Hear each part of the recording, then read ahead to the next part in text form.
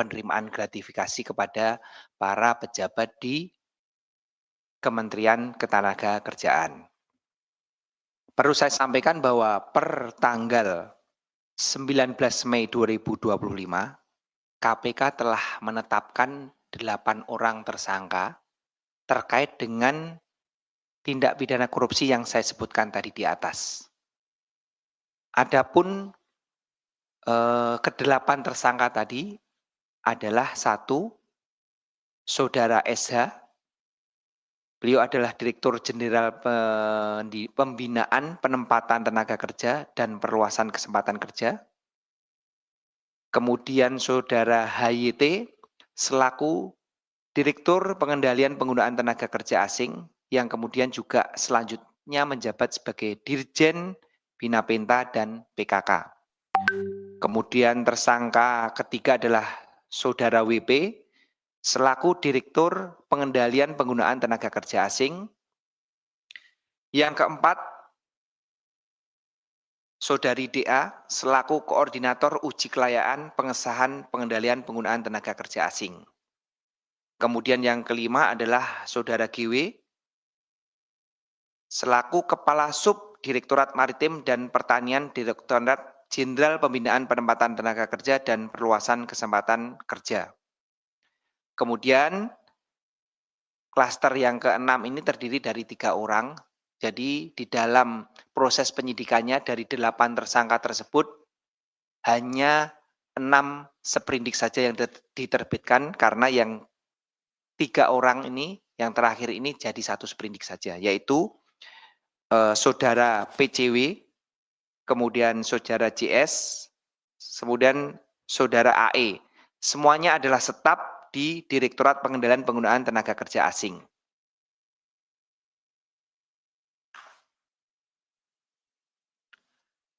Adapun terkait dengan perbuatan yang dilakukan oleh ke-8 tersangka ini adalah mereka diduga melakukan pemerasan terhadap tenaga kerja asing yang akan melakukan pekerjaan di Indonesia dengan cara yaitu para tenaga kerja asing ini apabila akan masuk ke Indonesia untuk melakukan kerja akan meminta izin berupa RPTKA. Nah, kewenangan pengelolaan RPTKA ini ada di Dirjen Bina Penta. Dari sini ternyata ada celah-celah di dalam pembuatan RPTKA ini, diantaranya yaitu harus ada wawancara. Kemudian wawancara ini seharusnya setelah pengajuan online dari para TKA ini mengajukan data-data secara online akan diverifikasi terlebih dahulu apakah sudah lengkap atau tidak lengkap. Ketika tidak lengkap akan diberitahukan. Nah, pemberitahuan ini akan berlangsung selama 5 hari saja. Ketika 5 hari belum ada perbaikan terhadap kekurangan lengkap administrasi, maka dianggap lagi harus mengajukan pengajuan baru. Nah, hal-hal inilah yang dipakai atau digunakan celah-celah ini oleh para oknum tadi untuk melakukan pemerasan.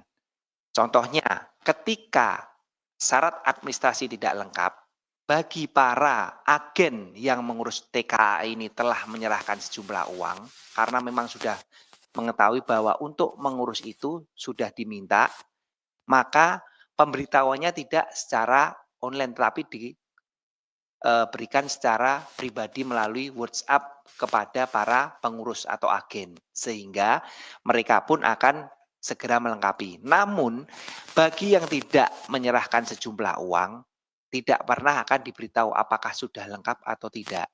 Sehingga hal ini menimbulkan para agen itu akan mendatangi para oknum-oknum tadi. Kenapa kok kami izinnya ataupun pengajuannya belum ada pemberitahuan baik disetujui ataupun tidak untuk ke tahap selanjutnya. Nah, dari sinilah kemudian oknum-oknum tadi yang staf yang paling bawah tadi atas perintah dari atasannya berjenjang sampai dengan dirjennya itu menentukan tarif-tarifnya.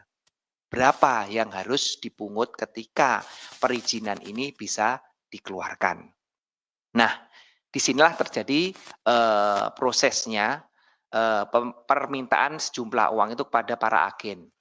Nah, dengan alasan bahwa supaya RPTK dikeluarkan. Kenapa RPTK ini, harus segera dikeluarkan? Ini juga merupakan celah yang juga bisa dibaca oleh oknum-oknum dari, Kemenakerta tersebut. Karena ketika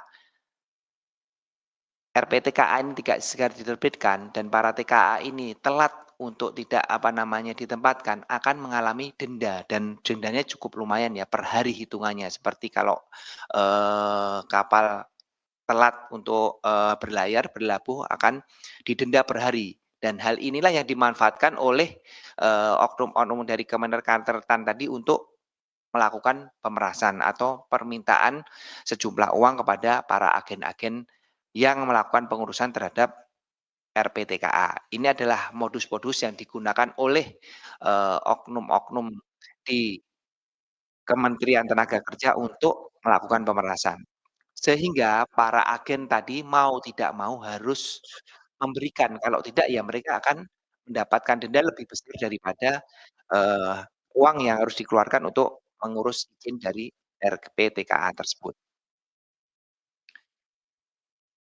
Kemudian dari proses pendidikan yang telah kita laksanakan, KPK telah melakukan serangkaian pemeriksaan baik kepada saksi maupun kepada tersangka, kemudian juga telah melakukan penggeledahan sekitar 15 lokasi yang telah kita lakukan penggeledahan. Dari, penggeledahan ini juga telah kita sita beberapa, barang bukti, di antaranya 8 unit, kendaraan bermotor roda 4, kemudian sejumlah uang baik dalam bentuk dolar, dolar Singapura, dolar Amerika, kemudian euro dan rupiah.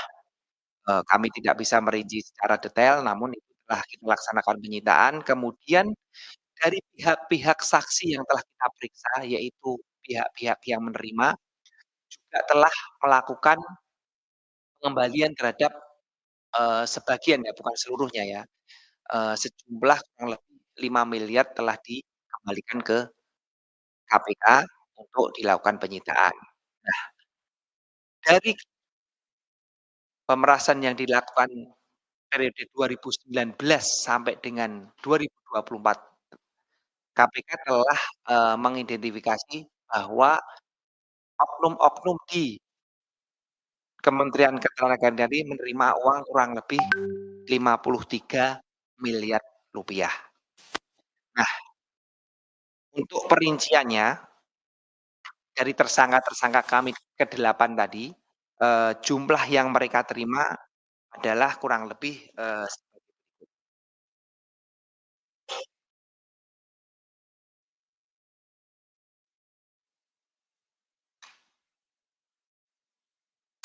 untuk saudara SH, untuk sampai saat ini ya, berdasarkan alat bukti yang kita miliki, menerima kurang lebih 460 juta.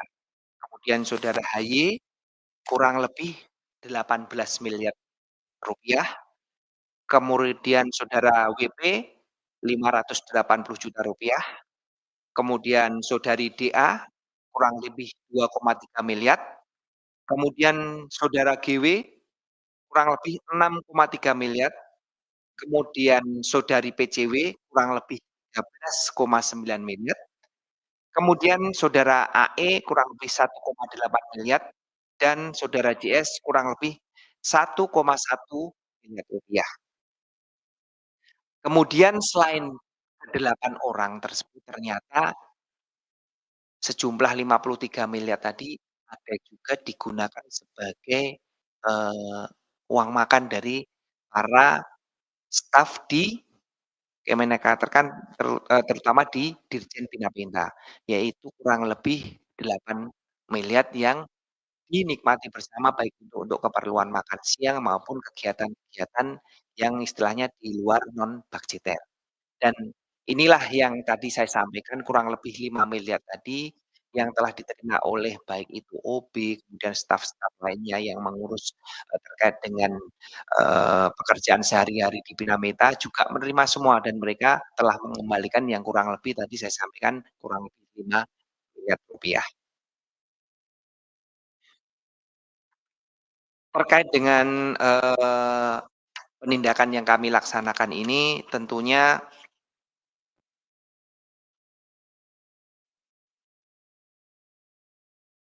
salah satu bentuk KPK, komitmen KPK untuk memperkuat pemberantasan korupsi yang berdampak langsung terhadap, perbaikan indeks persepsi korupsi. Kenapa kami